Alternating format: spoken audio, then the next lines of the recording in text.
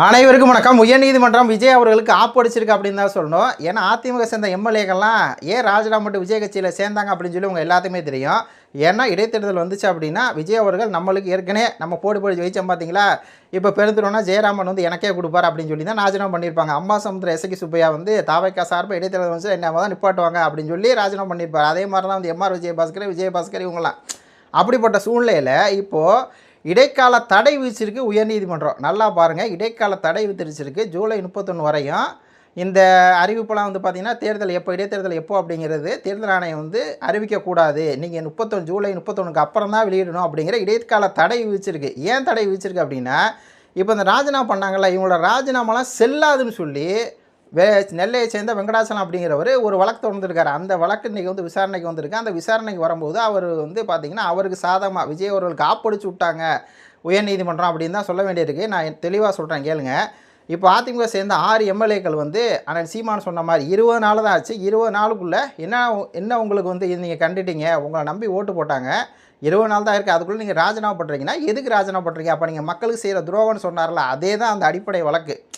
அப்போது நீங்கள் துரோகம் பண்ணிட்டு போகிறீங்க. கேட்டால் என்ன சொல்கிறீங்க, அதிமுக எதிராக இருந்துச்சு, அதிமுக வந்து திமுக கூட்டணி வைக்கிற மாதிரி இருந்துச்சு, அது எங்களுக்கு வந்து பிடிக்கல, எங்கள் கொள்கைக்கு வந்து இதாக இருக்குது அப்படிங்கிறீங்க. அப்போ இந்த விஷயம் இருக்குல்ல, இது வந்து ஏற்புடையது இல்லை. அதிமுக சார்பாகவும் இந்த வெங்கடாச்சலம் என்ன சொல்கிறாங்கன்னா, இவங்க சொல்கிற காரணம், ராஜினாமா சொல்கிற காரணம் இருக்குல்ல, இது வந்து ஒரு ஏற்புடையதே இல்லை, அவங்க வந்து விலை போயிட்டாங்க அப்படிங்கிறது அப்பட்டமாக தருது. அதுவும் இங்கே ராஜினாமா மட்டும் நேராக விஜய் கட்சியில் போய் சேர்றாங்கன்னா, இது வந்து கட்சியில் ஒருவேளை அதிமுக அதிருப்தியாக இருக்குது அப்படின்னா அவங்க என்ன பண்ணியிருக்கணும், பதவியை மட்டும் ராஜினாமா பண்ணியிருக்கணும். ஏன் அவங்க வந்து அங்கே போகிறாங்கன்னா, அவங்க சேர்த்து வச்ச பணம், பேரு, புகழ் எல்லாத்தையும் காப்பாற்றிக்காவோ இன்னொன்று குதிரை பேர நடந்திருக்கு அப்படிங்கிறது தான் இந்த பேஸாக அந்த வழக்கு இருக்குது. நல்லா கேட்டுங்க, பேஸாக வழக்கு வந்து இருக்குது. அப்போ இவங்க போய் சேர்றாங்களா, அது ராஜினாமே செல்லாது, இந்த ராஜினாமா செல்லாது.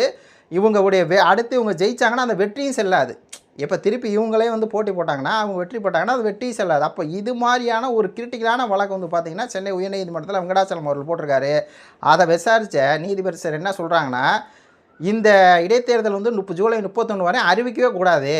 அதுக்கப்புறம் இப்போ மேற்கு வங்கத்தில் இடைத்தேர்தல் தேதி வந்து அறிவிச்சிட்டாங்க. அதே மாதிரி வந்து கேரளாவில் வந்து அறிவிச்சிட்டாங்க. இந்த மாதமே வந்து அறிவிக்க தமிழ்நாட்டில் இடைத்தேர்தல் வந்து அறிவிக்கக்கூடாது. ஏன்னா இங்கே வந்து குதிரை நடக்குது. அது மட்டும் இல்லாமல் இந்த 6 பேர்த்தில் ஒரு 5 தொகுதி வந்து பார்த்திங்கன்னா இடைத்தேர்தல் வந்து கண்டிப்பாக 31 வரை வந்து அறிவிக்கக்கூடாது. திருச்சி கிழக்கு 1, அதே மாதிரி இதே அம்பாசமுத்திரம், விஜயபாஸ்கர் விராலிமலை, அப்புறம் எம்ஆர் விஜயபாஸ்கர் கரூர், அப்புறம் வந்து பெருந்துறை, இந்த 5 தொகுதிக்கும் 31 வரையும் இது பண்ணக்கூடாது அப்படிங்கிற உத்தரவை வந்து போட்டு விட்டாங்க. இன்றைக்கி நீதிமன்றத்தில் நடந்த செய்தி. இதில் நம்ம என்ன சொல்கிறோம்னா, இதில் எப்படி சீமானுக்கு வந்து வெற்றி, அப்படி சீமானுக்கு என்னடா கிரேட் நியூஸ், நாம் தமிழ் கட்சிக்கு என்னடா கிரேட் நியூஸ் அப்படின்னா, இப்போது விஜய் வந்து பார்த்திங்கன்னா நம்ம தொடர்ந்து வந்து ஒரு குற்றச்சாட்டு வச்சுட்டு வரோம்.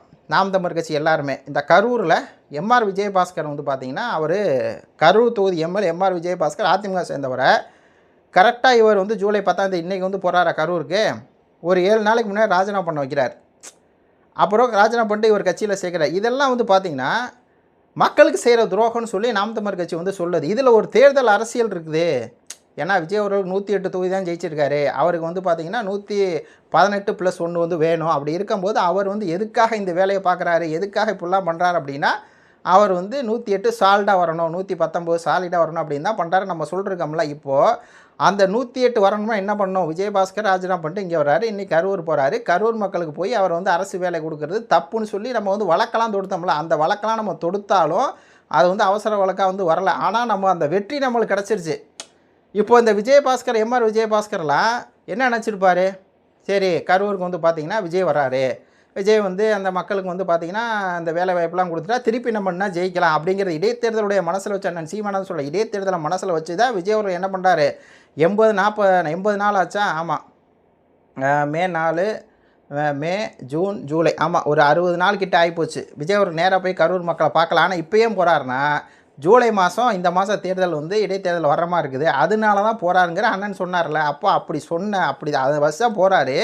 ஆனால் என்ன பண்ணிடுச்சு, இடைத்தேர்தலை வந்து தள்ளி போயிடுச்சு.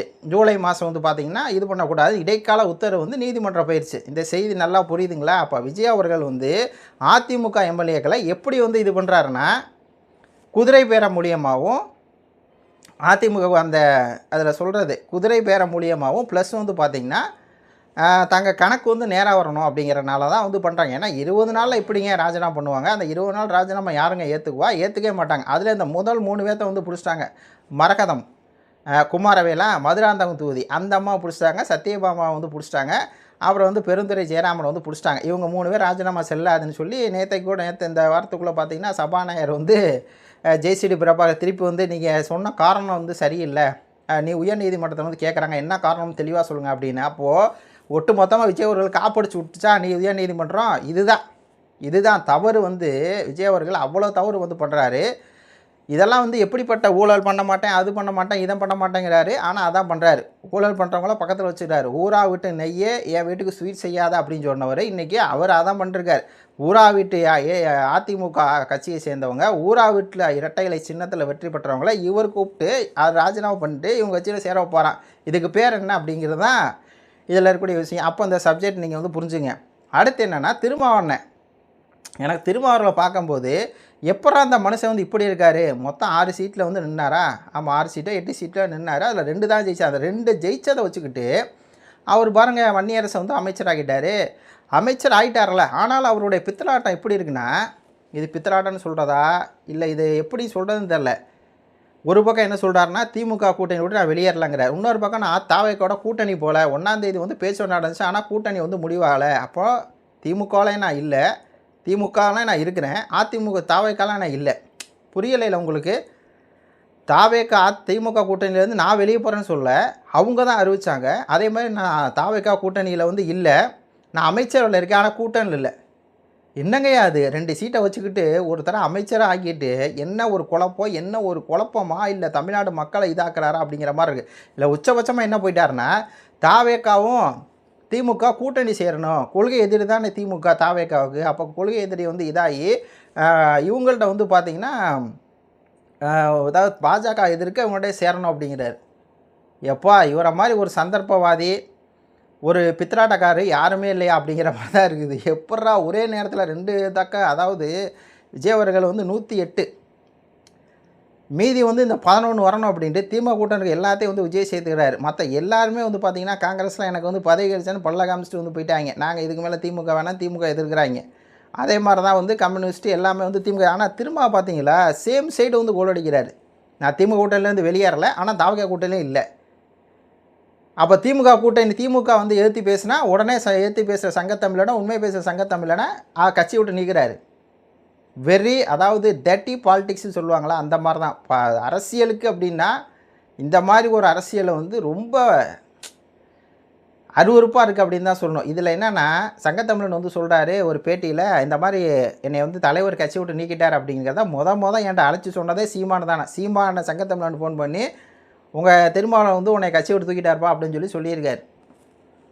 ஆனால் சீமான் எங்கெங்கே எப்படி எப்படிலாம் வேலை பார்க்குறாரு அப்படின்னு சொல்லி பாருங்கள், ஒன்றுமே புரியலை அப்படிங்கிற மாதிரி தான் இருக்குது.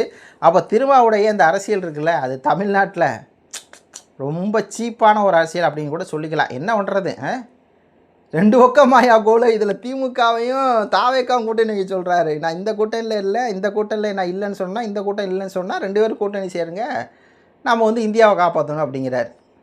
இது குறித்து உடைய கருத்துக்களை சொல்லுங்கள். நன்றி, வணக்கம்.